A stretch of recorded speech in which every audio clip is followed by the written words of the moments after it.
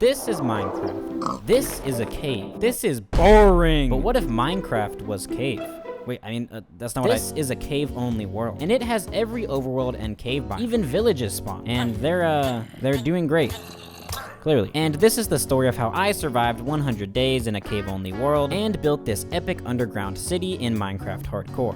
With no trees for miles, danger lurking around every corner, and nothing but a world as dark as my grandpa's sense of humor all around me, I was entering one of Minecraft's toughest challenges. And while this fictional world is dark and depressing, at least I have friends in this world, because I was already being swarmed by the local creeps, Second Amendment enjoyers, and decrepit old men. Wait, actually, I'm pretty sure they're just trying to kill me. Creeper, okay. Oh. So after touching grass for the first time this month, oh my god, and getting down to below half health, where do I go? I gotta run past these creepers. I managed to successfully evade taxes. Wait, no, the Minecraft mobs. I pay taxes, I swear. I quickly picked up 2.8 metric tons of dirt and then ran over to this cliffside to get some more.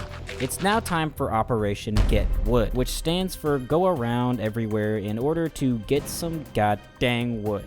Alright, let's go. We're still miles away from any tall bushes. It's just deadliness everywhere. So the quickest way to get wood is going to be to find an abandoned mineshaft. But I couldn't find any way off this cliff to get lower down until I absolutely inhaled another couple metric tons of dirt and used it to smack this piece of stone out of existence. And then I found this little aquifer. Oh, there's a cave in here. There was nothing inside, just like my skull, but it did make this little waterfall, allowing me to safely, well, not safely, but it allowed me to break my ankles getting down and continue searching for wood. Then I found a trial chamber. Oh yeah, and I forgot to mention that we're playing with 1.21 features enabled, and one of our goals for this video is to collect some of the new blocks and items, but more on that later. Oh my god, trial chambers already. That was a bit quicker than I expected, but that's completely useless to us for about another 99 days. So I continued our search for the ruins of an ancient civilization, walking barefoot directly next to 1600-degree liquid rock, because in block game it's actually safer than everywhere else, because mobs can't spawn. Oh, I wasted a dirt. I don't even have any way to get food until I get wood, so... Oh, no. Also, I kept running into freaking diamonds. So many diamonds. More dude. That I can't mine because all I have is dirt. Anyways, then I ran into this explosive gentleman. He seemed nice at first, but then he had a little outburst, which was a little rude. Man, I'm hilarious. YouTubers aren't built for this exercise stuff. Wondering what that is? That is actually an ocean monument. They just spawn really weird. I'm also currently starving, which means I can't even sprint. Not like I could go much faster if I could, but I can't. We have some lofty goals to achieve in these 100 days. 1, transform this awful place into an epic sprawling underground city. 2, get full enchanted netherite armor and tools, plus an elytra, which will require defeating the ender dragon and taking on end cities. And finally, collect every block and item added in 1.21. About that last one, this video was recorded a while ago, before the mace and wind charges and even armadillo scoots. So this goal basically just means all the new tough and copper blocks and a trial key, which we'll have to take on a trial chambers for. Okay, back to the video. But after evading this swarm of creepy gentlemen and saying hi to this cave duck and another creeper, I finally got my grubby mitts on some sustenance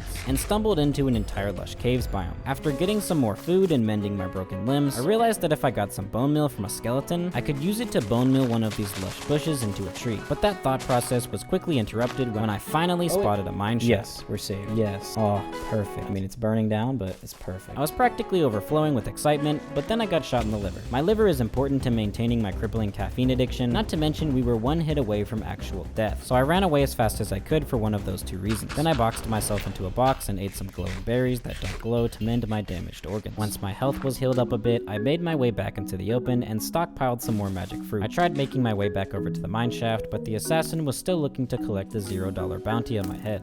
Wait, that doesn't make any sense. I literally lost the mineshaft. After collecting some more questionable greenery, I ended up finding another mineshaft, or a different entrance to the same mineshaft, on the morning of day 2. Either way, I can finally get my non-existent axolotl fingers on some tree meat. I managed to get a few planks before getting assaulted by this rotting old man. But after building 6 actual feet into the air in mere seconds, I took my first life. And I've never been the same axolotl since. Besides questioning the moral implications of my actions, I managed to collect some more wood, make a temporary shelter, and craft up our very first crafting table of the world, along with a pointy stick and our first double-sided pointy stick attached to another stick. Okay, I think to be safe, I'm gonna begin a little mine right here just to get some blocks.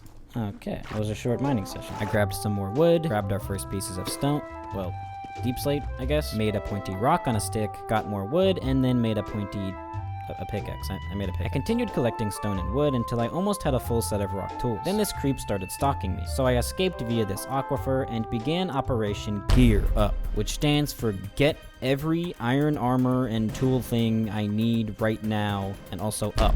I'm gonna cut an axolotl on my brethren. So I trekked onward through the treacherous landscape until we got our first pieces of iron. And then I found some more iron, made our first iron pick, and found some gold. I was being stalked again, so I made a run for it and then stumbled into some more iron, which led me to another aquifer, which led me up to the surface.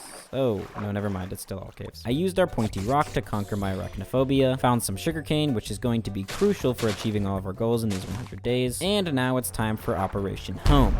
Find a place to live.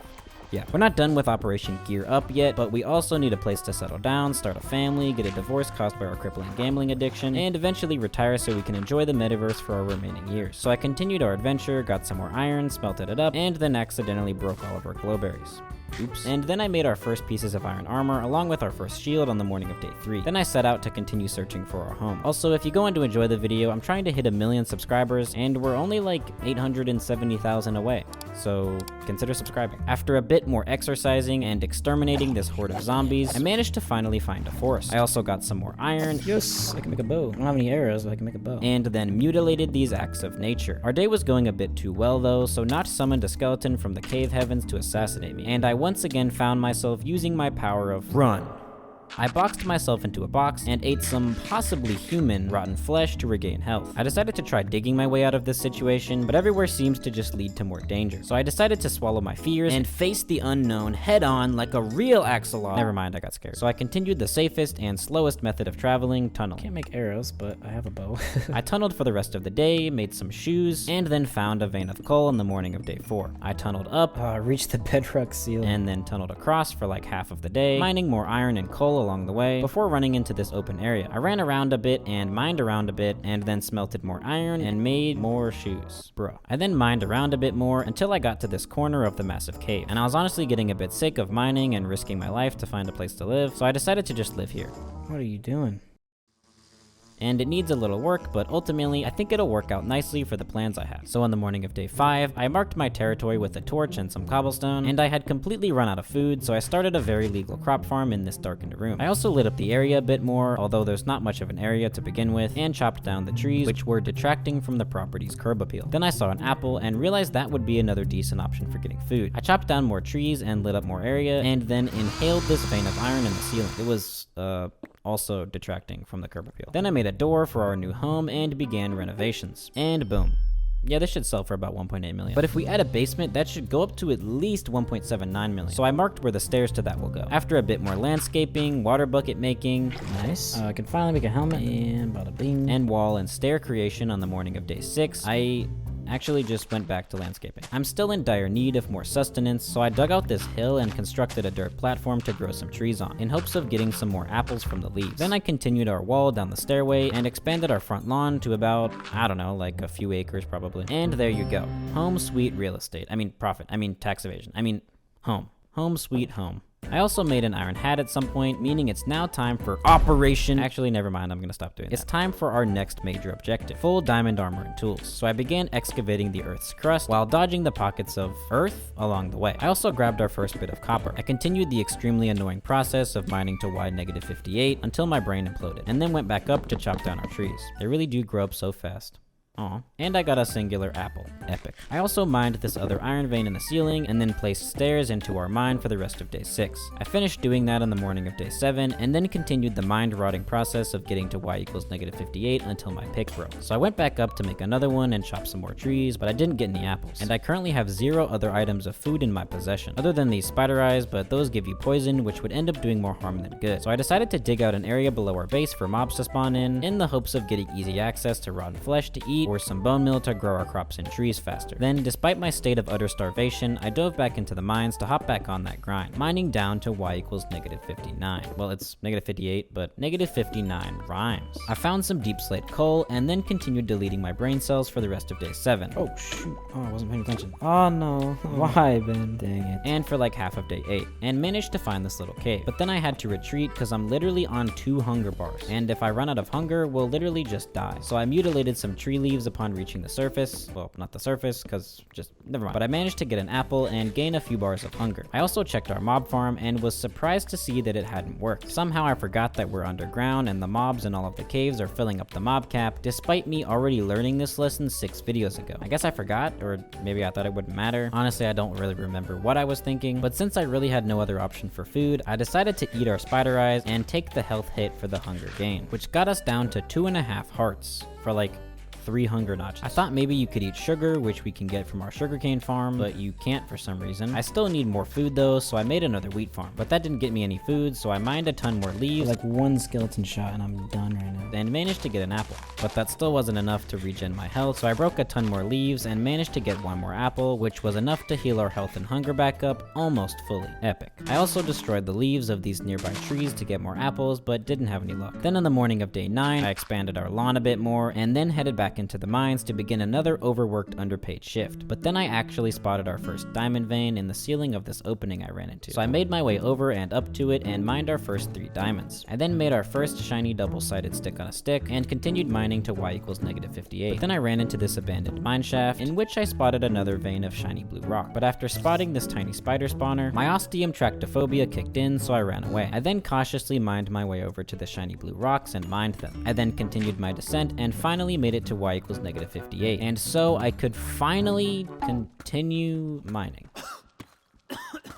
Well anyways, I continued the exhilarating process of mining for the rest of the day, and managed to find a 6th vein of diamonds by the end of the day. It's now day 10, and we're officially 10% of the way through this challenge. We've made a decent bit of progress so far, but we still have a lot left to do, so I continued mining in search of diamonds on the morning of day 10, and actually found a 7 vein pretty quickly. But we still didn't have enough for a full set of armor and tools, so I continued mining, but didn't manage to find any more diamonds, so I headed back up to the surface. Upon surfacing, I harvested our crops, made some bread. It only makes 1 bread, that is so pathetic. Chopped down our trees and began smelting our profits. And we got 21 diamonds, meaning we can craft a diamond shirt, pants, shoes, and a sword. Epic. And now that we're almost done with getting full diamond gear, it's time to begin on our next major objective, getting level 30 enchantments on all of our gear, which is actually going to be a much more difficult process than you might be thinking. But before that, we also got some copper from all that mining, meaning we can begin to chip away at the 1.21 blocks on items by crafting some of the new copper blocks. So I made some copper grates and chiseled copper, which I then placed on the ground because we also need to get the 3 different oxidized variants of each copper block. Then on the morning of day 11, after eating some breakfast, I got sniped by this interesting looking fish. Then he started beating himself up, and I felt bad, so I put him out of his misery and lit up this area, which is where I assume he spawned. Then I began inching slowly into new territory to spawn-proof more of our newly acquired property. And after a little bit of exploring, I realized we're right next to a jungle and this geode. And then I found this patch of melons, which means we finally have a decent renewable food source. But then I chopped some of these trees down and began planning how to go about conquering the rest of the area around our base. You see, in order to enchant our armor and tools, we need an enchantment table and 15 bookshelves, which require books, which require paper and leather. We already have access to paper via sugarcane, but leather is going to be a lot more difficult. But my first idea to get leather is to light up a large area of grass and just wait for some cows to spawn, because passive mobs should randomly spawn on grass blocks with a high enough light level. So I need to light up this lower level, but that's going to be tricky because there's really no easy way to get down to this lower level. So I decided to just mine down to the lower level in order to begin lighting it up. And after a bit of effort, I had made it down to the lower area. And on the morning of day 12, I began building out a safe house so I could begin picking off the mobs. And after a bit of whacking zombies and expanding the safe house, I ran out to unalive this final remaining skeleton, and then began lighting up the area. It is a bit unfortunate that a lot of this area near our base is just sand, but you know, what are you gonna do? Cry about it? Yeah, I might. But anyways, my territory expansion was rudely interrupted by phantoms? Yeah, apparently there is literally just no escaping these abominations no matter what challenge I'm doing. And these demonic flying creatures go on to be especially annoying throughout this challenge because it's always nighttime in this data pack, and I barely ever sleep, so that's something to look forward to. But nonetheless, I continued lighting up the area, fighting mobs, running away, executing jokes, fighting more mobs, and lighting up the area more, basically just until I ran out of torches. And I managed to spread the light of the one true axolotl cult religion. Join us today. Sorry, that was my evil blue axolotl twin. Don't listen to him. Also, for some reason, there's a swarm of bees hanging out in this amethyst geode. Literally, why? I guess there's a beehive up there, but I don't know how that would have happened because beehives only spawn on trees, so I don't know. But yeah, I managed to light up a pretty large area all around our base by the end of the day. And then on the morning of day 13, I destroyed our safe house, returned to our base, and expanded our crop farm a bit in order to make room for our newly acquired melon seeds. We also got the first oxidation level of the copper grate block. Now this is a truly epic moment for all gamers. Then I continued lighting up the upper level of the cave and found some pretty epic world generation. Then I checked to see if any passive mobs had spawned yet, but none had. So I did a bunch of random stuff and then headed back into the mines to get some more diamonds at the end of the day. I began mining on the morning of day 14 and pretty quickly ran into another abandoned mine shaft. After a bit of exploring, I found this lava pool, and after a bit more exploring, I had spotted multiple veins of diamonds. So after a bit more lighting up the surrounding area to check for mobs, I mined out the first,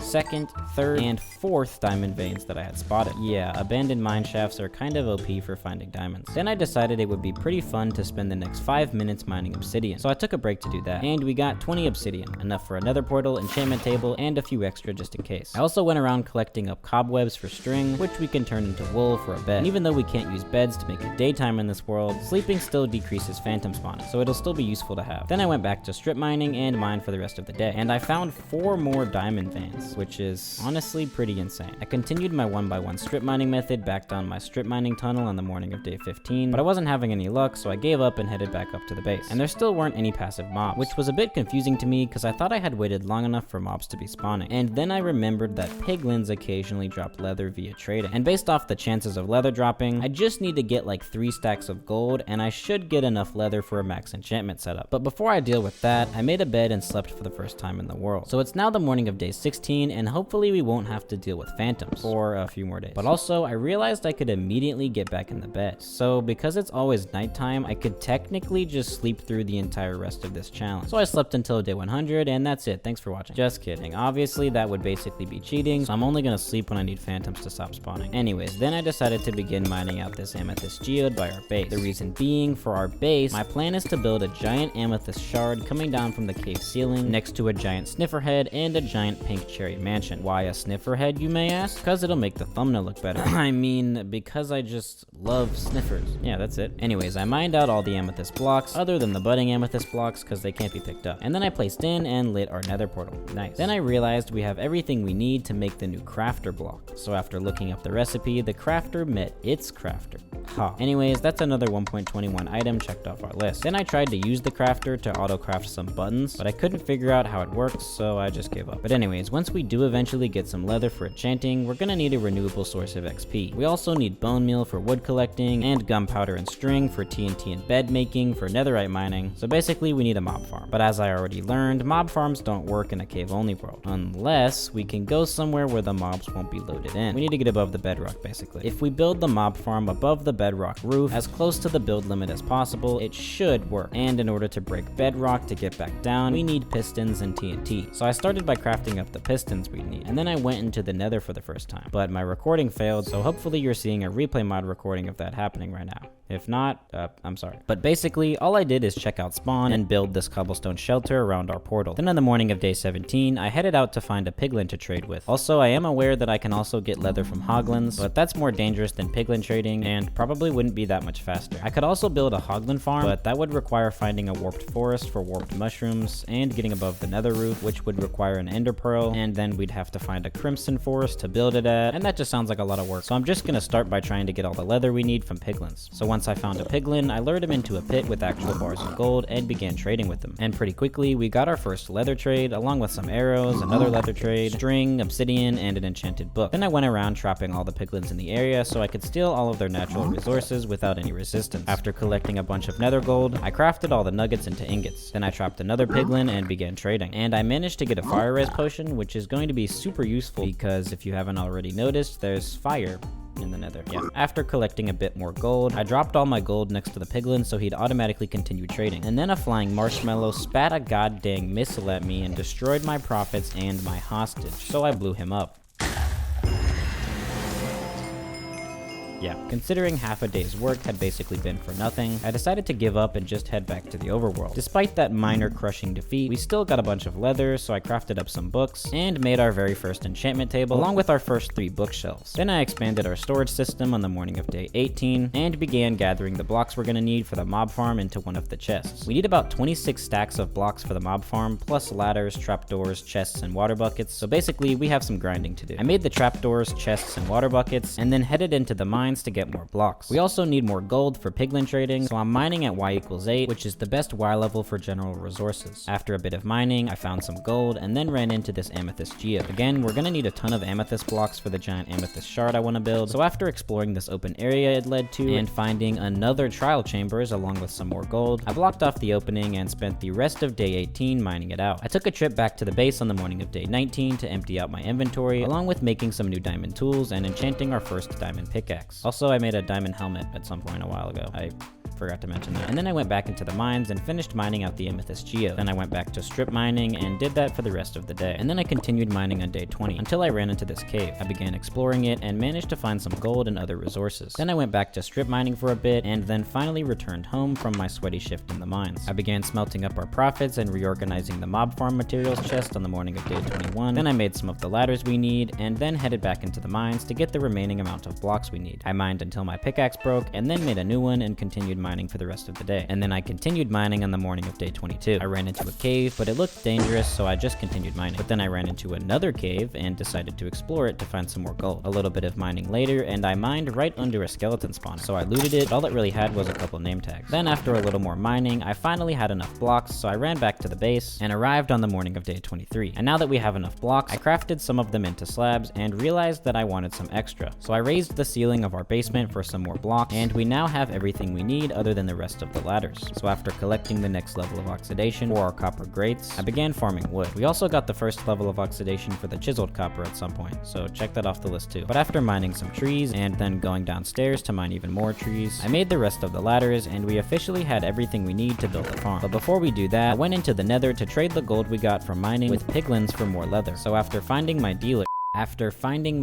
business partner, I imprisoned him and then gave him my life savings. And after a bit of waiting, I managed to get a decent amount of leather. But then when I made this chest to store some of the more useless things we got, my business partner got offended. So I trapped him forever and left. What's that saying? If there's someone in your life who just gives off negative vibes, you should imprison them forever and leave them to starve, or something like that. Then I went around collecting more nether gold and then found a new business partner to trade with. But then when I went to check on my old business partner, he evaporated? Jeez, can he take a joke? So sensitive. Anyways, I went back home and used our profits to make some more books and added 6 more bookshelves to our enchantment setup. So we now only need 6 more for level 30. And with that, there's only one more thing we need in order to get above the bedrock so we can start work on the mob farm, an ender pearl. So I ran downstairs and began looking for an enderman. I found this enderman chilling by the pool, so I began staring into his soul. But I guess he didn't see me because he wasn't getting angry. So I got a bit closer, and on the morning of day 25, we were officially a quarter of the way through the challenge. And we've made some decent progress towards our goals. But we're gonna need to pick up the pace a bit so we can accomplish all of our goals by the end of the 100 days. So once I finally got the enderman angry, I ran away immediately, and then tried and failed to protect myself with a water bucket. But I managed to escape to my hidey hole, and got lucky with an ender pearl drop on my first try. So now it's time to make preparations for getting above the bedrock. I'm not gonna get any gunpowder for TNT for bedrock breaking until I finish the farm, so essentially we're gonna be stuck above the bedrock until we finish building the mob farm. But I also don't have enough inventory space to bring all the supplies, so I began putting what didn't fit into my inventory into a chest in the nether. We'll build another one directly above where the first one was, and we should be able to come through to the nether to get all the materials. So with all the materials safely stored in our nether house, I made some final preparations and got a couple stacks of sand for the TNT we're gonna need to craft, and then after reorganizing my inventory one final time, I marked the coordinates of the portal and then broke it down. And then I began mining up to bedrock on the morning of day 26. And once I got there, I searched around until I found a piece of bedrock where we were at y=125 when standing directly under it. Once I found one, I marked the coordinates, built our ladder, and after preparing myself mentally, I looked right here and ender pearled through the bedrock while holding down the spacebar. And after popping through, I was immediately swarmed by like 100 phantoms that somehow spawned. I have no idea how this happened, but they were still hitting me through the corner, so I quickly filled them in and then went back to cowering in fear. It was at this moment that I realized that the one thing I forgot to bring was a bed, meaning we're gonna have to deal with constant phantom spawns while building this farm. But nonetheless, I tried to slowly snipe them out of the sky, and after a bit more sniping, I took out the rest with my sword. Then I spotted this shipwreck in the distance, so I began running over to it. I knew structures had a chance of spawning above the bedrock and potentially breaking through the bedrock in this data pack, but I didn't expect to pop up so close to one. And after a little poking around, I actually found a section that did break through the bedrock. So I take back all that stuff I said earlier, because this is gonna give us a pretty easy access point to get back to the base. But I marked the coordinates and headed back to where I popped out, only to have to fight off another herd of phantoms upon my arrival. But then I built our nether portal directly above where our old one was, along with a chest to store our items and a safe house to protect us from phantoms. And then I headed into the nether to grab the mob mob farm resources on the morning of day 27, and luckily the portal actually took us to the correct place. So I began transferring all of the mob farm materials into this chest, and now we're ready to build the farm. So I demolished our old safe house and then decided where to construct the farm. Then after making an infinite water source, I got attacked by another gang of mistakes, and I then realized that I could just go ahead and mine back to the base via the shipwreck we found right now so I can sleep, and then we wouldn't have to risk dying to phantoms while building this farm. So I ran back over to the ancient ruin and began excavating a tunnel back to the base. And I continued lowering my IQ, hacking at stone for the rest of the day, and managed to arrive above our base, head down, and sleep. Then I ran back on the morning of day 28 and placed down our bed at our bedrock base in case we need it again. I then began using our infinite water source to create a giant man-made lake. Well, more like a man-made puddle, to protect us from fall damage if we get hit off while building the farm. And then I began the ascent into axolotl heaven. Once I finished building the tower, I jumped down, and then I built ladders all the way up to the top. Once I reached the summit, I realized I have no torches to prevent mob spawns, so I fell from the stratosphere into 3 inches of water completely unharmed, and then decided to go ahead and start a tree farm to get some more wood while we're up here, before using the wood that I packed to make some torches. Then upon reaching the summit again, I constructed a small platform and lit it up. And I know everybody and their 97-year-old grandma named Dorothy have seen this mob farm be built before, so I'll try and speed through the rest of it a bit quicker. I hopped back down to the bedrock ceiling, grabbed more resources to begin work on the actual farm, expanded our man-made puddle a bit, and then headed back up to the platform. On the morning of day 29, I built the breaker of ankles, then built the inescapable water slides, the mob spawning platforms, the walls, and the roof. I lit up the top of the roof, and then headed back down to the bedrock ceiling to restock supplies. But when I got back up to the farm to continue building, I heard zombie noises. Somehow our farm had began producing mob spawns earlier than I anticipated. Also, I have officially played block game in a cave-only world for an in-game month. Maybe I should reconsider my life choices. Anyways, I slowly worked my way up to the zombie and whacked him out of existence. Then I placed in the trapdoors, put water in all the water slides, broke out all the torches, and hoped that nothing spawned to end my Minecraft life as I mined my way out of the farm. Luckily, we escaped and we're officially finished with the mob farm, and profits should be rolling in any second now.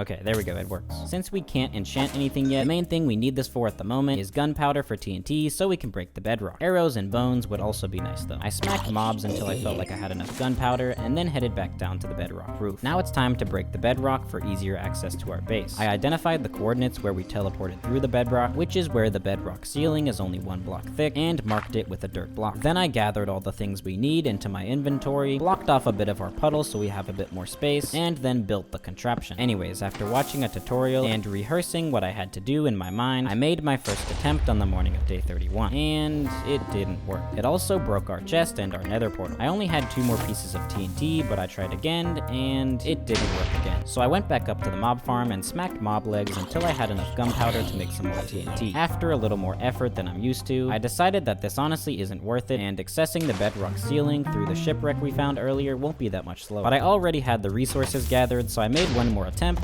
and failed. So it's now time to return to our base. So I broke down our nether portal and headed over to the shipwreck. After some more running, I made it back to the base on the morning of day 32 and placed our nether portal back in. Then, since we won't be using this until we have all 15 bookshelves anyways, and I want to move it up to the mob farm for ease of access, I broke down our enchantment setup and put it in a chest. Then I collected our freshly oxidized copper blocks, and we now only need the fully oxidized variant of the copper grate. And all of the other copper blocks I forgot about, but we don't talk about that. And it's now time to complete our objective of getting a max enchantment set. So I prepared my inventory for the nether, headed in, and set out in a new direction in search of nether gold and piglins to trade with for leather. And I'm not gonna lie, I might have scoped out our nether a teeny tiny bit in a backup role, because if there's one thing I honestly don't like about this game, it's searching for things in the nether. But there happens to be a bastion and a nether fortress right by spawn. And then I got attacked by this ghast on the morning of day 33, but then he immediately disappeared, so that was easy. Then I began trading my profits with this piglin and continued fighting ghasts and mining nether gold. But this process was going a bit slower than I anticipated, so my insatiable greed for profits was beginning to get tempted by these blocks of gold clearly visible in the side of this bastion. And it looked safe to grab them if I just blocked myself in, so that became my new strategy. I bridged over, blocked myself in, and carefully mined the gold blocks one by one. But then I got interrupted by this ghast. But I continued this strategy and managed to get 55 gold ingots, so I headed back to my prisoner and began trading all my newfound profits with it. I did that for the rest of the day and on the morning of day 34, and managed to get almost all the leather we need. But I still need a bit more, so I headed back over to the bastion and headed back in to steal a gold block. But this time I heard a bunch of angry piglin brute noises, so I ran away and was too scared to go back for another one. So I just went back and traded the profits with our prisoner. But it wasn't enough to get the rest of the leather, so I headed back to the bastion, stole a couple more gold blocks, and headed back to our trading facility. And we finally got more than enough leather to complete our max enchantment setup. So I headed back into the overworld, harvested our definitely legal crops, and crafted all the books we needed. And then after conducting some wood harvesting for the rest of the day, I then crafted all the bookshelves we needed on the morning of day 35. And we can now finally actually enchant some of our gear. So I placed down our enchantment setup, made an anvil, and then checked what enchantments were available for my armor and tools. The best one available was protection 4 on my helmet, so I did it, and not too shabby. Then I enchanted my pickaxe with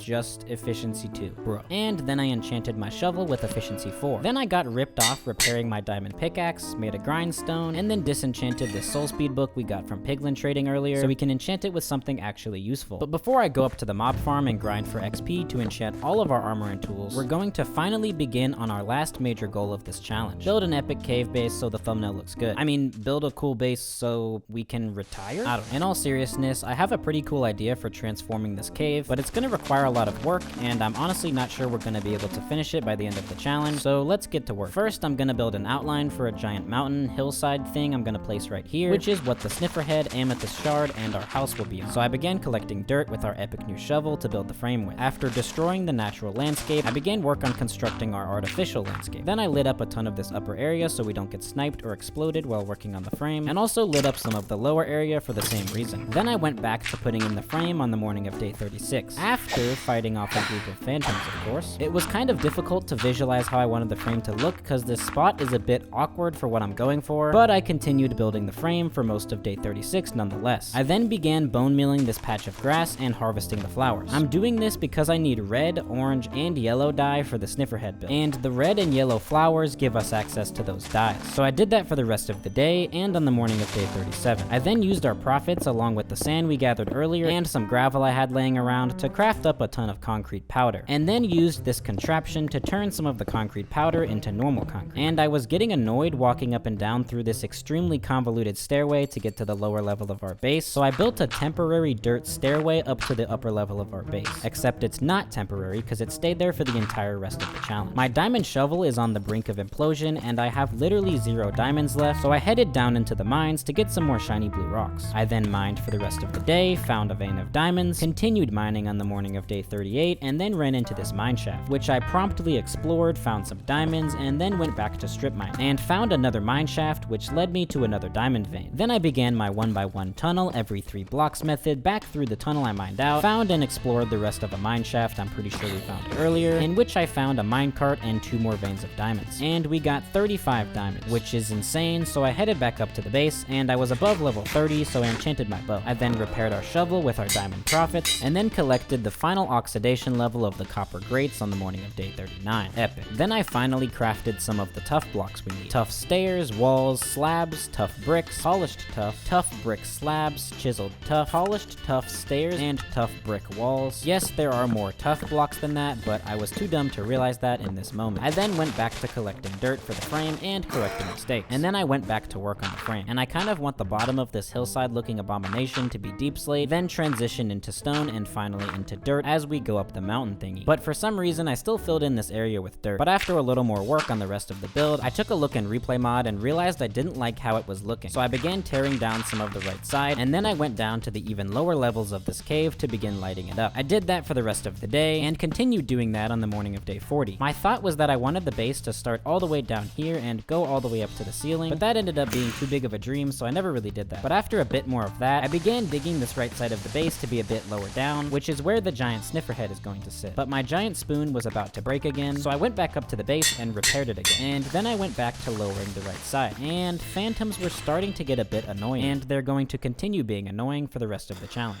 There's not much we can really do about that. I continued reshaping the outline, fighting phantoms every 3 seconds, and getting attacked by mobs every 2 seconds for the rest of the day, and continued on the outline and placing in deep slate and stuff on the morning of day 41, and then continued destroying the right side of the outline so I could begin rebuilding. I continued building the frame and filling in some of it with more dirt, and then took another look in replay mode. I decided I need to lower this area where the sniffer head will go, so I got to work on doing that while making sure it still looks natural. I had absolutely annihilated my pickaxe and shovels again, so I replaced them on the morning of day 42. And now with a bit of the frame done, I want to begin work on the giant amethyst shard. So I moved all of the amethyst blocks we collected earlier to a chest down by our new base, and then began envisioning how I wanted it to look. I started by outlining the rough size and angle I wanted it to be with these angled dirt pillars, and also outlined where the shard should contact the roof with amethyst blocks. I then decided where I wanted the tip of the shard to contact the ground, and then began creating the actual outline for the amethyst shard with amethyst blocks. After adjusting the outlines for the sizing a bit, I began the outlines for the shape on the morning of day 43, and I continued that process while also filling in some bits for the rest of the day. I then began work on filling in the entire thing on the morning of day 44, but I almost immediately ran out of amethyst blocks. Luckily, however, I know of a couple more amethyst geodes nearby ready for profit collection, so I headed over to this one peeking out of this little corner and dug right in. I then proceeded to mine the entire thing out while listening to a One Piece analysis video. I then headed back up to the base and promptly got attacked by more freaking phantoms, and then went back to work on filling in the amethyst shard. And then I continued filling it in on day 45 and managed to finish and begin work on fixing up the shaping by the end of the day. It still looks a bit rough around the edges, but I'll just finish fixing up the shape later. For now, I'm gonna build the giant sniffer head. So I grabbed the concrete we made earlier and crafted up some orange concrete. I then turned some of the orange concrete orange and then began marking where the sniffer head is gonna go. I'll link the tutorial I used for this down below, but we're going to be using slightly different blocks than the ones used in the tutorial I'm following because we don't have access to terracotta, green dye, black dye, or warped wood yet. But anyways, I began carefully placing in every pixel of the sniffer's head for the rest of day 46. Then I continued placing in the sniffer head on day 47, and I'm just using dirt as a placeholder for the blocks we don't have and don't have any reasonable replacements for. But yeah, I finished one side of the head and then began work on the other side before running out of resources. I then collected up some more concrete for the rest of the day and went back to work on the sniffer head on the morning of day 48. Then when I ran out of concrete again, I realized I was also out of gravel, so I headed over to our local body of water and began stealing some of the gravel surrounding it. Then I broke some bones and went back to work on the sniffer head. I continued doing that for the rest of the day, and I was getting sick of dealing with phantoms every 2 actual seconds, so I went sleep, and then continued work on the sniffer head in peace on the morning of day 49. I finished the second side and began work on the front, and once I got to the sniffers, I realized I needed brown dye. I could use dirt in place of it, but then I remembered we live right next to a jungle, which have cocoa beans, which make brown dye. So I headed over to the jungle and tried looking from afar to see if I could find any cocoa beans. After a bit of scoping the scene and dealing with mobs, I wasn't having much luck. But on the morning of day 50, we were officially halfway through the challenge. We're making a lot more progress towards our goals, but we're still a ways away from completing them. So on the morning of day 50, I ventured a bit further into the jungle atop the trees, and managed to spot some cocoa beans. So I quickly grabbed them and ran back to our base. I crafted up some brown dye, and then some brown concrete powder. Then I turned some of said concrete powder into concrete, and then went back to work on the front of the sniffer head. But then I realized I had built it slightly wrong, so I broke it down and began rebuilding it, and I continued work on that on the morning of day 51. I finished the sniffer's sniffers, and then began work on the top, starting by placing this deep slate platform in so the concrete powder doesn't fall when we place it in. And then I began work on the pixel art for the top, but I needed more gravel for concrete making, so I went to steal more natural resources from this lake. And then I went back to work on the sniffer head. I finished the top of the nose, placed in the deep slate platform for the top of the head, and went to work on placing in the pixel art on the morning of day 52. And now all we have left is the back of the head. So I gathered up some more concrete and began work on the back of the head. But the tutorial didn't show the back of the head because it was for an entire sniffer, so I just mostly filled it in with red concrete with some red concrete powder at the top. I then realized that I built the top of the red part of the head one block too low, so after questioning my life choices, I broke the whole thing out, built another deep slate platform a block higher, and then placed all the concrete back in on the morning of day 53. And with that, we've finally completed the sniffer head, aside from the placeholder blocks, which we'll replace with the correct colors once we get access to them later on. It's now finally time to get level 30 enchants on all our gear, which is going to require a bit of grinding at the mob farm. So I prepared my inventory to head up to the bedrock roof, broke down our enchantment setup, and crafted all the books back into bookshelves. Then I headed up and through our tunnel to the shipwreck, and then finally over and up to our mob farm. But I was stopped by another gang of phantoms. But after deleting them, I headed up to the mob farm and quickly constructed a roof to prevent more phantom spawns. I also placed down our enchantment setup, anvil and grindstone, and began the grind up to level 30. I smacked mobs, reached level 30, and enchanted our axe with efficiency 4 and fortune 3 by the end of the day. I continued the grind on the morning of day 54, got to level 30, and this time enchanted our shovel with efficiency 4. Then I enchanted my pants with protection 3, which I assume protects it from stains or something, a sword with looting 2, and before this gets super repetitive, I ended up grinding at at the mob farm enchanting all of our armor and tools for a total of 5 days. So I'm gonna quickly recap the highlights of each day. But on day 55, I fought off some phantoms and got efficiency 4 and fortune 3 on a pickaxe. Day 56, I got infinity on a book, which I'll put on our bow later. On day 57, the farm seemed to be slowing down and my levels were down from enchanting and disenchanting books to refresh the enchantments, so I tried going down and back up the mob farm ladder to get more mob spawns. And it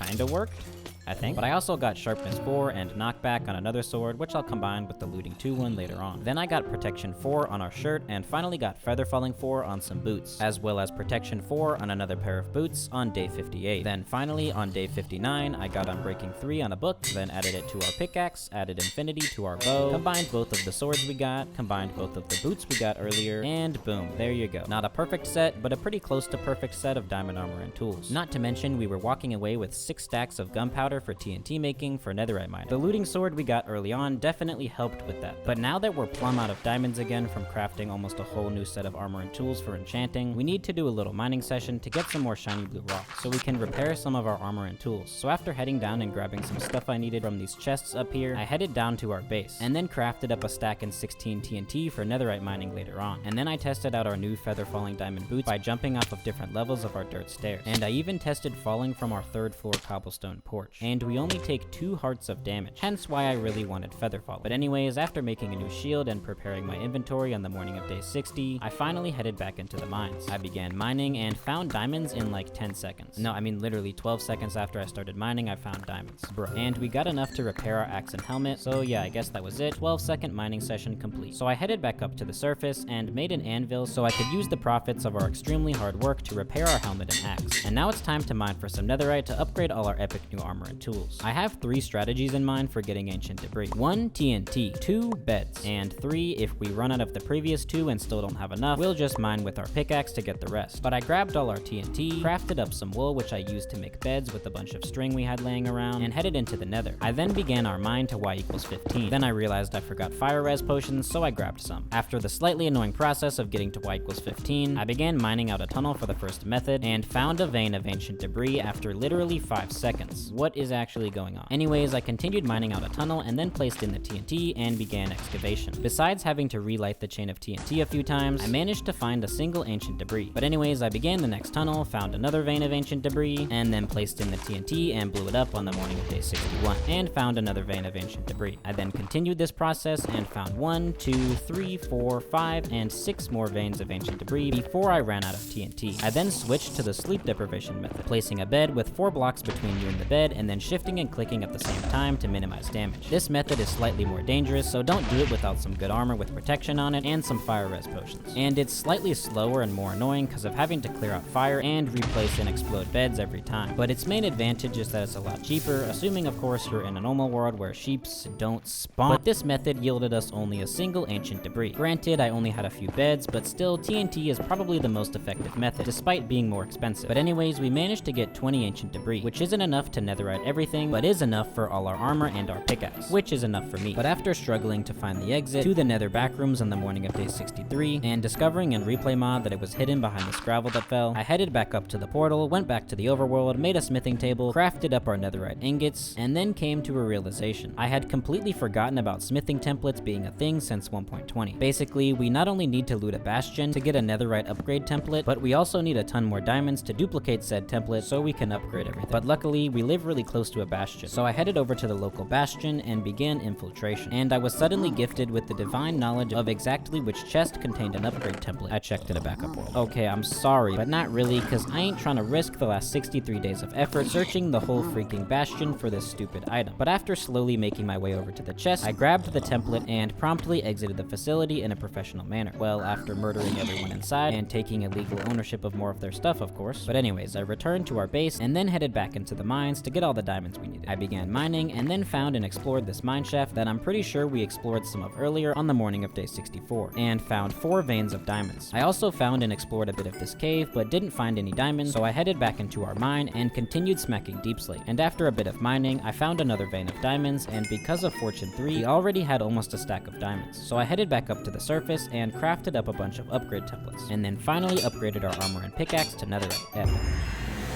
And so we've completed the first half of one of our main goals. But for the next half, the elytra, we're gonna have to beat the game. And I won't spoil it, but the end fight is a little different in this data pack. But in order to beat the game, we first need blaze rods and ender pearls to find the stronghold. So after preparing our inventory and jumping off our balcony again, I headed into the nether, and like I said earlier, there's a nether fortress directly next to the bastion. So after that extremely long and perilous journey, I mined my way down into the fortress. It's been a while since I've been in one of these, but nonetheless, I began cautiously exploring the fortress, firstly in search of nether wart so we can make potions. And after a bit of exploring, I managed to find and collect some. I then made my way to the open part of the fortress in search of a blaze spawner, and after a bit of searching, I managed to find one. So I made myself a little safe house, drank a fire res potion, and then began extinguishing blazes. Looting definitely sped this up a bit, but after a bit of patience and effort, my two least favorite things, we had like 28, so I headed out. After slowly making my way back to our portal's coordinates, I returned to the overworld. I then began construction on a guest room to add some square footage to the property, but then I decided it would be better to use it for brewing magical potions. So I set up a nether wart farm and then crafted up some brewing stands. But we still have no ender pearls to make ender eyes. That's right, I got literally 0 ender pearl trades while I was trading with piglins, despite trading the equivalent of Jeff Bezos' net worth with them. And the best place to get those is warped forests in the nether, at least until we have access to the end. So after smacking this enderman that I found almost immediately and getting 2 ender pearls because of looting, I began the search for a warped forest on the morning of day 65, and by search, I of course mean that I looked at chunk base and am heading towards the nearest warped forest. But it's still a bit of a long journey, so after running, mining, and bridging for like a third of day 65, we had arrived. Another reason we needed to find this biome is for warped wood. Basically, the sniffer head requires warped wood for the blue-green parts. So I began farming up some blue wood, and also some of these warped fungus things, so we can grow more at the base. Then I accidentally looked at this enderman, so I quickly dug out a hole to hide it. But he didn't teleport over to me, so I dug closer to him, then he did teleport, but then teleported away, and then I think he died in some lava. Oh well. Then I purposefully angered this enderman and got a pearl upon its deletion. I then continued collecting ender pearls and warped wood for the rest of the day, and for most of day 66, and I ended up with 2 stacks of ender pearls and a stack and a half or so of warped logs, which should definitely be more than enough. So I began the perilous journey back home and arrived back at the portal on day 67. Upon returning to the overworld, I crafted up a stack of ender eyes, and then began brewing up some potions in preparation for the ender dragon fight. I first made some slow falling potions with one of the billions of phantom membrane we have, which is arguably the most important potion for this fight, because the only actual dangerous thing the dragon can do is hit you super high into the air. But anyways, I also crafted up some regen potions, speed, and strength. I then crafted up 2 ender chests on the morning of day 68, so we can have some extra inventory space, and loaded up the potions into one of them. I also made some instant health potions, but I needed some gunpowder to make them splash potions, so I set out to find a creeper. And then this squid suffocated and dropped some ink sacs, which is perfect because we needed black dye for the sniffer's eyes. But anyways, I smacked this creeper out of existence, got some gunpowder, and then made some black concrete and put it in the sniffer's eyes. Then I sniped this creeper, and then finally made some splash instant health potions, and prepared our inventory and ender chest for the dragon fight. Then I headed up, over, and then up again to the bedrock roof. Upon reaching our bedrock roof base, I threw an ender eye and marked the direction with cobblestone. Basically, I'm gonna get silk touch on a pickaxe, and then use the openness of the bedrock roof to find the stronghold. And then just hope there's a structure nearby that we can use to get through the bedrock. But anyways, after getting bullied by more phantoms, I headed up to the mob farm and recycled the enchantments by enchanting and disenchanting a book until I saw silk touch. And now it's day funny number.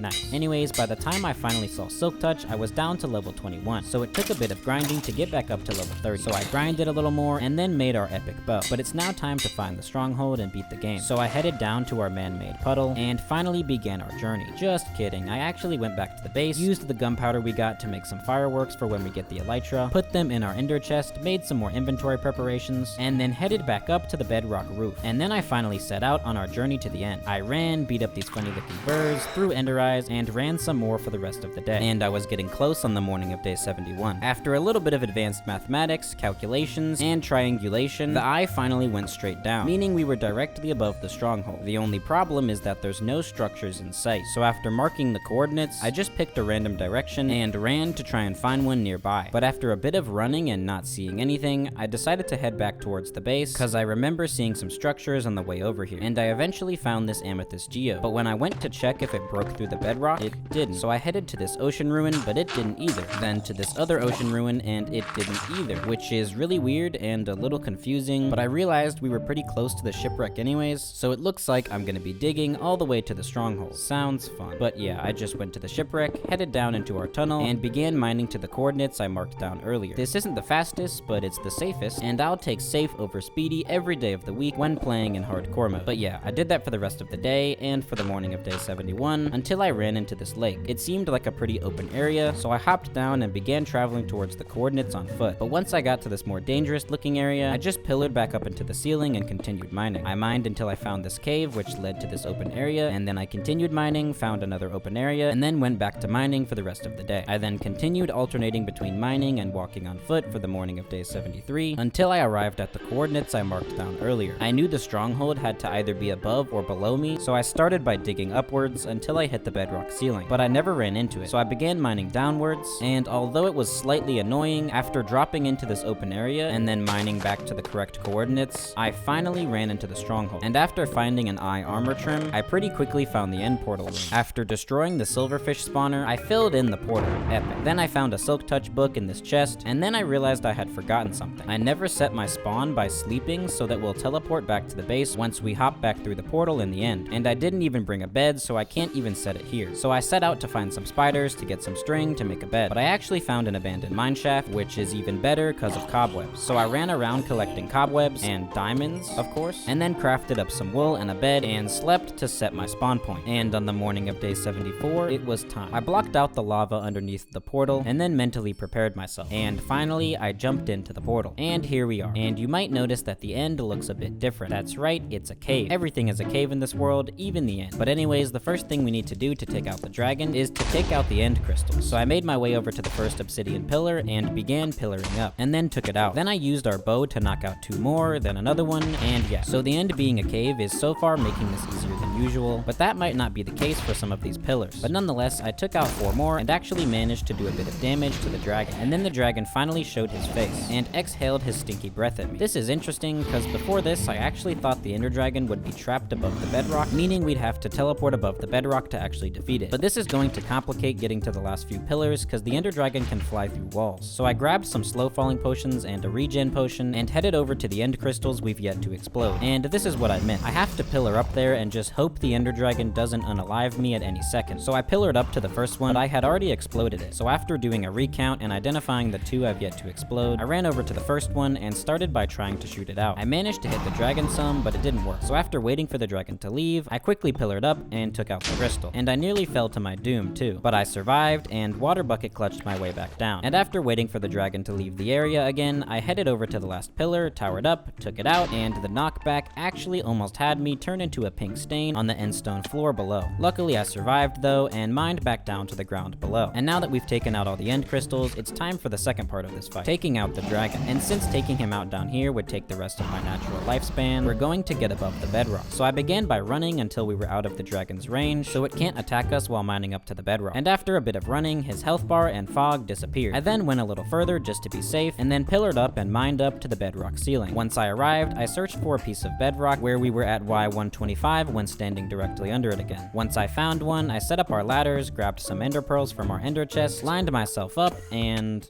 well, that scared the living poop out of me, but after mentally preparing myself, I lined myself up again and tried again, this time holding down the spacebar, and managed to pop through the bedrock. Epic. Well, nearly biting the dust right before fighting the dragon isn't exactly a good omen, but nonetheless, on the morning of day 75, with only a quarter of the challenge remaining, I prepared my inventory for battle, and after drinking some strength and speed potions, I ran towards 0-0, and pretty soon, the dragon's health bar came back, and then I reached the dragon, and so the final battle begins. I began shooting my bow at him and managed to get a few shots in before he perched. Then I accidentally threw an ender pearl. Then I ate a golden apple just in case and went back to sniping the dragon. Honestly, this fight wasn't really that epic despite me shaking in my boots the whole time. I got some good shots in on the dragon, it perched, then it charged, exhaled aggressively, I shot at it some more, and after a bit more of that, I only had a few more shots left. And then finally, we beat the game. Epic. And we can get back to the overworld now. But before we do that, we need to get an elytra and shulker boxes, which is the whole reason we did all of this in the first place. So I set out in search of an end city. And yeah, the end cities are a bit bugged from what I could tell from testing out this data pack beforehand, and they spawn above the bedrock. But that just makes things easier for us, so I continued running and pretty quickly ran into an end city, and one that had an end ship too. Epic. So I ran directly over to the first end ship, pillared up with end stone, and after a little bit of breaking and entering, we'd finally gotten an elytra and our first shulker shell. So I immediately put it on and then looted these chests. And after grabbing some fireworks from our ender chest, I finally took flight. I bullied this purple box out of existence and took a shell, and then flew over to the next end ship. I grabbed the elytra and then found this insane shovel in one of the chests. And then I made our first shulker box and stored some of our loot inside. I then flew around the city smacking purple boxes to stock up on some more shulker shells, and after a healthy dose of committing violence, I got 6 more shulker shells and made 3 more shulker boxes, for a total of 4, which should be more than enough for the rest of the challenge. So I began flying back to 0-0. Once I arrived on the morning of day 76, I said goodbye to the cave end and headed back to the overworld. But yeah, we spawned next to the bed we placed in the end portal room, so we're gonna have to make the journey back home. But luckily, we now have an elytra, so after breaking my way up to the surface and fighting off some mobs, and also grabbing some more diamonds from the ceiling, I took flight to get back home. And honestly, this is what I've been waiting for the entire challenge so far. The emergence of normal overworld biomes and caves just looks so cool to me. But after a bit of flying through the epic terrain, we made it back to the base. And with that, we've completed one of our main objectives of this challenge. And with less than a quarter of the challenge remaining, it's time to get to work on our last 2 goals. And the first one of the 2 we're gonna work on is, of course, the base. And now, before we do anything else, we need Unbreaking 3 on our elytra. And I didn't have any leather or books left, so I headed into the nether, traded with a piglin until I got a leather trade, and then headed back to the overworld on the morning of day 77, traveled up to above the bedrock, flew up to the mob farm, and then didn't grind up to level 30 because we were already at level 49. I then recycled the enchantments using the grindstone until I could get Unbreaking 3 on this book, and then added it to our elytra. I then used the rest of our levels to try and get Unbreaking on another book for our elytra, but I didn't get it. So I skedaddled back down to our base, and now it's time to do a bit of traveling with our new power of flight to get all the blocks we're gonna need to build the rest of the base I have planned. So after preparing my inventory, I took flight. And you know the deal, I used a backup world again to find where I needed to go. Okay, stop judging me please, I'm lazy. But I first arrived at this dark oak forest and lush caves biome, and began collecting dark oak saplings, moss, and glowberries. The next things we need are a cherry grove biome for cherry wood, mesa biome for terracotta, and some bamboo for foliage.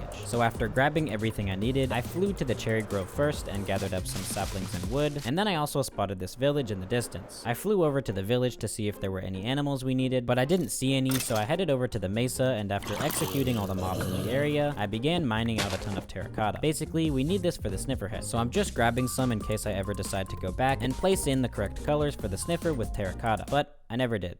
So once I was done with that, I flew over to this jungle and quickly grabbed some bamboo. And with that, we have everything we need to build the rest of our base. So I began the journey back home, and upon returning, I planted all of our new saplings and some bamboo. I then realized I didn't grab any spruce saplings, and spruce is the best sapling type, but luckily there's a spruce forest right here. So I just grabbed some saplings real quick and then headed back and planted them with the rest of the saplings. Then I artificially accelerated nature and collected the profits for the rest of the day. I then continued collecting wood on the morning of day 79, along with fighting off phantoms, and now it's time to get the final wood type we need, crimson wood. The base I have planned uses a lot of pink and purple wood, so we're obviously gonna need to get a lot of crimson wood. So I headed into the nether and used our power of flight to find a crimson forest. I honestly don't remember if I used chunk base or not to find this, but I found one pretty quickly nonetheless, despite being attacked by 2 ghasts upon landing. I quickly switched to my chest plate and shot them out of the sky. Well, except for this one. He just ran away. But anyways, I began collecting crimson wood along with the crimson fungus on the morning of day 80. I did that for a while and then suddenly got attacked by a baby hoglin, skeleton, and ghast at the same time. And I was being slowed down by the soul sand. Then another ghast started shooting at me, so I ran away and ate a golden apple to regenerate health, and then fought back. And then after making sure I could bone meal the crimson fungus to get more crimson wood, I decided I had gotten enough, so I made my way back to the portal's coordinates. I then returned to the overworld, and now it's time for the first step of completing the base, terraforming. So I headed into the mines and began mining out deep slate with our silk touch pickaxe. I want the hillside that our base sits on to transition from deep slate to stone and then into grass. So obviously we're gonna need a ton of deep slate and stone for that. So I mined out a poop ton of deep slate and tuff, and also grabbed any ores I ran across to use for decoration. I did that for about half of the day before switching to mining out stone and the stone ore variants. I did that for a while and then finally returned to the surface once I felt like I had enough. And then I finally began work on putting in the deep slate, and I continued working on that on the morning of day 82. I started with the bottom area around the sniffer head and the left side of the base, and then slowly worked my way up the hillside. And then I began destroying this little cliff thing, which was gonna get in the way of things later on. But then I realized I didn't build this part steep enough, so I redid it a bit steeper. And I ended up continuing the deep slate all the way up to where we're gonna build our house, forgetting the fact that I wanted to transition to stone. And once I had finished the majority of the deep slate section, I began placing in some of the ores I had gotten for decoration. And then I began work on placing in the stone section, beginning by blending it into the deep slate. And then on day 83, I began building up the wall by the amethyst shard. And after making it up to the top, I finally transitioned to dirt. Then I began filling up the area where our house will go with stone, as well as placing in the deep slate for this side area. And then I began filling in the side of this stone mountain thing with stone. Then I sniped this zombie, and now it's time to finally begin on our epic cherry mansion. So on the morning of day 84, I expanded our basement to get some more cobblestone for our new real estate project, and then began farming some moss, cause I felt like it, but also for decoration in our base. Then I flew over to this nearby amethyst geode we dug out earlier and gathered up some calcite, before deciding it was too tiny and heading down to this much bigger geode and mining out a ton of its calcite. And then I realized you can silk touch amethyst crystals or clusters or whatever and actually pick them up, which would obviously make our giant amethyst shard look a whole lot better, so I gathered up a poop ton of those as well. And then on the morning of day 85, I began work on our epic mansion. I started by building the foundation out of mossy cobble, normal cobble, and tough, and once I finished that, I began putting in the cherry wood pillars.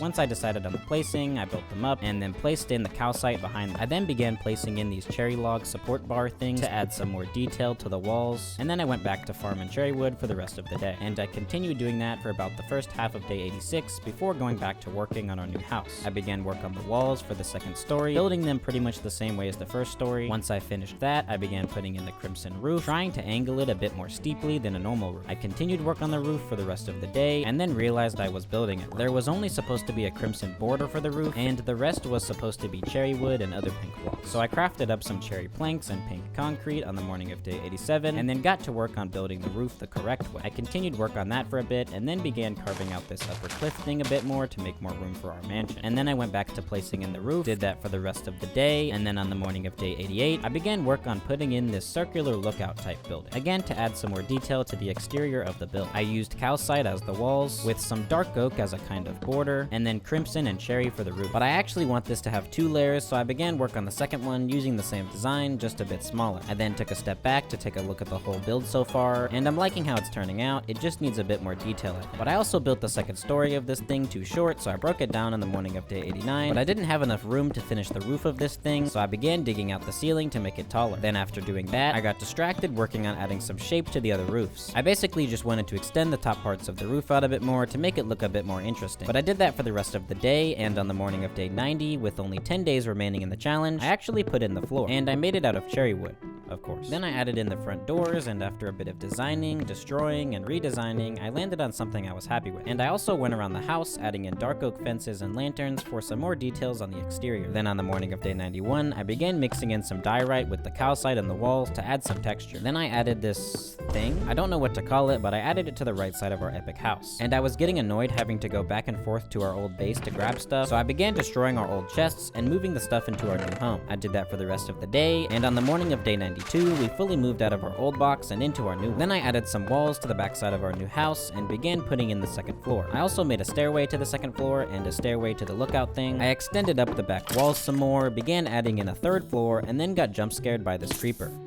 And if I had my elytra on instead of my chest plate right then, the last 92 days might have been for nothing. But anyways, I finished adding in the third floor and began on adding in the fourth floor. Yeah, this house is a little taller than I thought it was, but I did kind of cheap out on the back wall for this floor because I ran out of calcite. Anyways, I finished the fourth floor, and then on the morning of day 93, I began redoing this thing I built earlier because it didn't really look good. And yeah, I think that looks better. And then I finally continued working on the roof of the lookout thing. I also found these 2 phantoms that got trapped in the amethyst shard somehow, so that was interesting. Anyways, I finally finished the roof of the lookout thing and continued mining out the ceiling to make it taller. And then I began attempting to finish the roof of our house on the morning of day 94. But then I just gave up for some reason. And even though it's not technically finished, I think our new house turned out looking pretty epic. But anyways, then I finally replaced all the temporary blocks in our sniffer head with the correct colors, and I think it looks pretty good. Then on the morning of day 95, I bone mealed a bunch of glowberries and began placing them across the cave ceiling above our base to add in some more greenery. Then I went around the base and added in some bamboo and moss for the same reason, and then I began gathering up some cherry leaves in order to make a custom cherry tree. But I wanted to mine them faster, so I used all 3 of my brain cells and put this silk touch book we found in the stronghold on a diamond hoe. Yeah, I played this game for a living, and I forgot that shears existed. I'm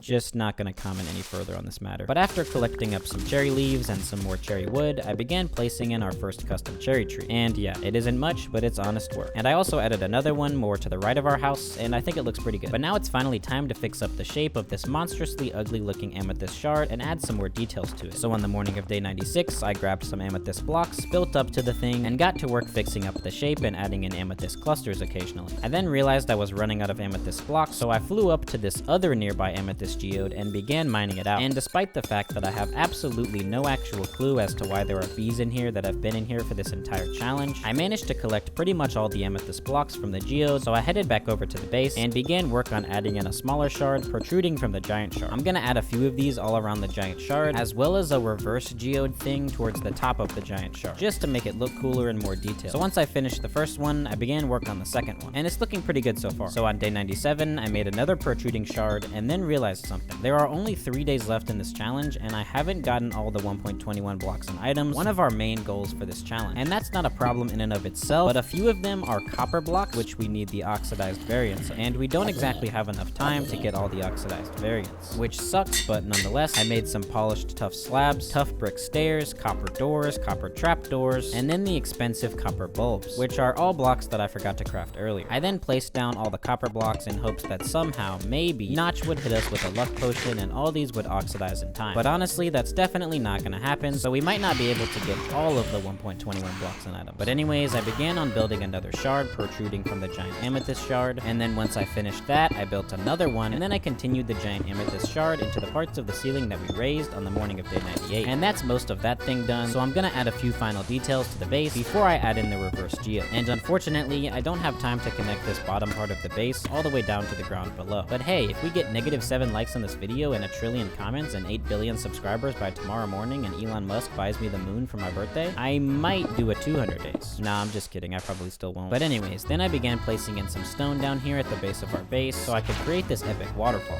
Nice. Then I placed in and bone mealed some moss so this area looks more natural. I also placed in some bamboo. We don't have time to completely transform the surrounding area of our base to fit in better, so it does look kind of awkward to be honest, but I can at least try to blend the deep slate edges with the surrounding area. So I began work on doing that, and then I headed up to the cave ceiling, bone mealed a ton of glowberries, and began placing some around the ceiling to add some more greenery to our base. Then I flew back over to this amethyst geode to get the basalt we need for our reverse geode. I mined basalt for the rest of the day, and then continued doing that on the morning of day 99 until I felt like I had enough. Once I did, I headed over to the giant amethyst geode and dug out a giant hole in the top to place the geode in. I then placed in the basalt border and added in the calcite shell. And then I of course added in some amethyst clusters. Okay, I don't know if you would call this a reverse geode, but whatever. I then went around the entire amethyst shard, placing in amethyst clusters to add more texture and detail. Then I bone milled this single piece of moss. Epic. Then I headed back up to the cave ceiling and continued spreading the glowberries all over it, occasionally bone milling more along the way, and managed to cover a pretty decent area by the end of the day. So I broke out all my netherrack scaffolding and got one of the oxidized variants of the copper door. And we've now finally completed our second main objective by completing our epic cave base. And ignoring the fact that it doesn't blend in very well with the surroundings and we didn't really finish parts of our house, I think it actually looks pretty good. It's now the morning of day 100, and it's finally time to complete our final main objective by getting the last 1.21 item, the trial key. And in order to do that, we have to defeat a trial chamber. So after preparing my inventory for battle, I flew down to this trial chambers I found super close by to our base in a backup world, and upon landing, I could already hear the noises of the trial spawners and the other new mobs. So after putting on my chest plate, I broke a hole through the wall and began sniping the mobs from the outside. And then I broke out a bigger hole and managed to take out all the skeletons. Then I decided to hop in and take out the breeze up close. But there was another skeleton, so I got scared and ran away, even though I'm literally in full protection netherite armor. Don't judge me. Anyways, I eventually came back out and managed to take out the breeze. And it would have been cool if the breeze dropped breeze rods in this version, but they don't, so we get nothing. But nonetheless, I was quickly battling the next breeze and more skeletons. And after some pretty epic battling, I defeated the second breeze, but didn't get a trial key. But then I realized that the skeleton trial spawner I had beaten had dropped one. And with that, we've finally gotten every block and item added in 1.21 so far, as of the recording of this video in the 1.21 experimental data pack add-on for Minecraft Java Edition version 1.20.4, besides the oxidized variants of some of the copper blocks. But then, after grabbing this oxidized copper bulb, I realized that the oxidized variants of all the copper blocks spawned naturally in the trial chamber, meaning that we actually can get all of the 1.21 blocks and items obtainable in this version. So I began exploring the rest of the trial chambers and pretty quickly found a fully oxidized copper door, and after a bit of searching through this pretty epic looking structure, I eventually managed to find a fully oxidized copper trapdoor, and I got a fully oxidized copper bulb earlier, so using an axe to scrape off the layers of oxidation, we can get every variant of oxidation. So I dug my way out of the chambers, got jump scared by this creeper, and then flew back to the base. And after scraping off each layer of oxidation off these copper blocks and picking them up, we had finally... Oh wait. No, I made one fatal mistake. Because I forgot to do this process for the copper bulb, and I only got 2 different oxidized variants of the copper bulb in the trial chambers, meaning that I got every single 1.21 block and item I had access to in this version, other than the lightly weathered copper bulb. Anyways, I'm trying to hit 1 million subscribers, so if you enjoyed this video and would like to see more content like this, please consider leaving a like and subscribing. If you're looking for another way to support the channel, want a shout out at the end of each of my videos, or you want the world downloads for this world or any of my other 100 days worlds, consider becoming a patron. It's $1 for the lowest tier and helps me bring higher quality content to you more frequently. A special thanks to Darius Rongoni, Kathy Reinsel, Smelly Brit, Harper, Exotic J, Eli, Elijah Martinez, RBX Pros, Pack, Reese Monet, Leland Kelly, Zachary W, and the Bed234 for being Diamond and Netherite patrons. And thank you to everyone who's become a patron so far. Thank you for all the amazing support on the channel in 2023. You guys actually changed my life and I couldn't be more grateful. So thank you, seriously. But yeah, thanks for watching. I hope you enjoyed, and I'll see you in the next one.